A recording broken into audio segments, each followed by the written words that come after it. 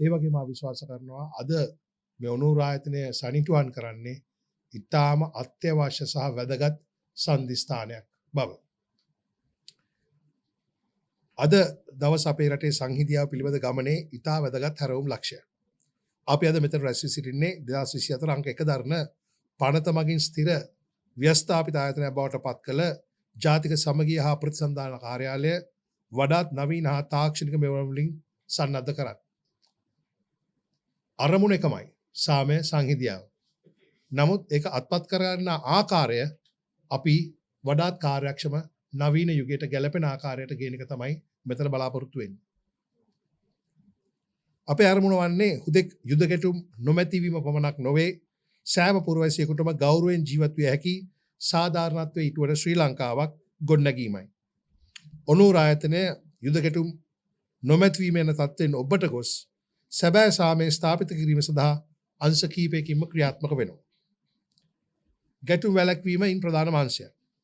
ප්‍රජාවන් අතර ආතතීන් ඇතිවිය හැකි ස්ථාන හඳුනාගෙන ඒවා ප්‍රචණ්ඩත්වයක් දක්වා වර්ධනය වීමට පෙර විසඳීමට මැදිහත් වීම ඇත්තෙන්ම මේ early warning early response පද්ධතියේ ප්‍රධානම වැඩ කොටසක්.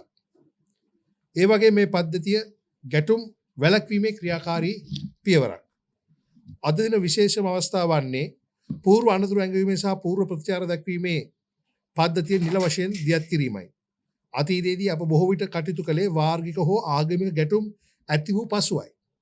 රජයේ මැදිහත් වන විට බොහෝ විට සිදුවී යුතු හානිය සිදුවී හමාරයි. ඩිජිටල් ආර්ථික අමාත්‍යාංශ සමග එක්ව ඔනූර් දියත් කරන මෙම පද්ධතිය එම තත්ත්වය වෙනස් කරනු ඇත. ෂණික දත්ත ඩිජිටල් නිරීක්ෂණ සහ ප්‍රජා වාර්තාකරණය හරහා ගැටුමක් ඇතිවීමට පෙර එම ස්ථාන හඳුනා ගැනීමට අපට හැකියාවක් ලැබෙනවා.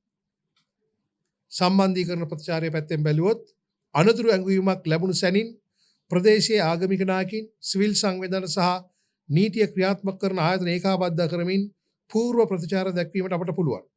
මෙහිදී දත්ත ආරක්ෂාව data privacy සහ පුද්ගල නිදහස ආරක්ෂා කිරීමට අපි දැඩි අවධානයක් යොමු කර තිබෙනවා.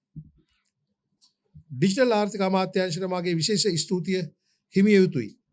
සමාජීය අවශ්‍යතාවයක් තාක්ෂණික යථාර්ථයක් බවට පත් කිරීමට ඔබ ලබා දුන් සහාය ශ්‍රී ලංකාව ඩිජිටල් ආර්ථිකයක් කරා යන ගමනේදී එම තාක්ෂණය මිනිසුන් බෙදා වෙන් කිරීමට නොව මිනිසුන් එකතු කිරීමට යොදාගත යුතු බව අප විශ්වාස කරනවා. ડિජිටල් ආර්ථික අමාත්‍යාංශය ලබා දුන් තාක්ෂණික සහාය තුළින් අප තහවුරු කරන්නේ නවීන තාක්ෂණ අනු සාමය ආරක්ෂා බවයි. ඒ සම්බන්ධයෙන් යට මැදිහත් වූ සියලුම නිලධාරී මහත් මහත්මීන්ටත් විශේෂයෙන්ම ඔවුන් ආකාරයට මෙහෙවන ලද අපේ නියෝජ්‍ය අමාත්‍ය රංග මහතාටත් මගේ විශේෂ ස්තුතියක් පිරිනමනවා. ඒ වගේම ඔනූර් ආයතනයේ පසුගිය කාලය පුරාවටම සුවපත් සමාජයක් වී ශ්‍රී ලංකන්ස් වැනි වැඩසටහන් හරහා යකා වැවට නන්දි කඩාල් වැනි කලාත්මක නිර්මාණ හරහා ජනහදවත් ස්පර්ශ කළා. ඕගොල්ලන්ට ඒක බලන්න හම්බුනේ නැත්නම් මම යෝජනා කරනවා ගිහිල්ලා බලන්න. මොකද මමත් ඒකට ගියේ මේ විජිත් කිව්වම නොගිහින් බෑනේ කියලා. නමුත් ඒ පැයකමාර ඉතාම රසවත් සහ හැඟුම්බර පැයකමාරක්. ඒ නිසා බලන්න අවස්ථාව ලැබුණොත් කට්ටියෙන් බලන්න. නමුත් මේ වැඩසටහන පිළිබඳ තොරතුරු සහ ආයතනයේ ප්‍රගතිය විනිවිද භාවකින් යුතුව මහජනයා වෙත ගෙන යාමට අපට ශක්තිමත් ඩිජිටල් වේදිකාවක් අවශ්‍ය වුණා. අද ඔනූර් දියත් කරන යාවත් කාලීන කළ වෙබ් අඩවිය හරහා උතුරේ සිට දකුණ දක්වා ඕනෑම අයෙකුට තමන්ගේ භාෂාවෙන් තොරතුරු ලබාගත හැකියි. සාමය සහජීවනයේ සහ සංවර්ධන ව්‍යාපෘති වල වර්තමාන තත්ත්වය සජීවව නිරීක්ෂණය කළ හැකියි. තරුණ පරපුරට හා සිවිල් සංවිධාන වලට ප්‍රතිසන්ධාන ක්‍රියාවලියට ඍජුවම දායක වීමට ඉඩකඩ ලැබෙනවා. ඒ වගේම ලංකාව පුරා තියෙන සහජීවන සංගම් හරහා ජාතික ඒකාබද්ධතා නිලධාරීන් කරන ලද මේ හරහා විසිබල් වෙනවා. අවසාන වශයෙන් මේ වීඩියෝ එක නරඹුවම කියන්න පුළුවන් ඔනූර් එකට අපේ අමාත්‍යාංශය සමග ඉදිරියට වැඩ කරන්න හොඳ සැලැස්මක් තියෙනවා කියලා. ඒ වගේම ජාතික සමගිය යනු ලේඛන වලට පමණක් සීමා වූ දෙයක් නෙවෙයි. ඒ අපේ දෛනික ජීවිතය තුළ ගොඩනැගිය යුතු දෙයක්. ඔනූර් ආයතනයේ ශක්තිමත් කිරීම තුළින් අපි බලාපොරොත්තු වෙන්නේ විවිධත්වය ශක්තියක් කරගත් කිසිවෙකු අමතක නොකරන ශක්තිමත් ශ්‍රී ලංකාව. මේ කාර්යයට සහාය දැක්වූ සියලුම දෙනාට මාගේ ස්තුතිය පිරිනමනවා. බොහොම ස්තුතියි.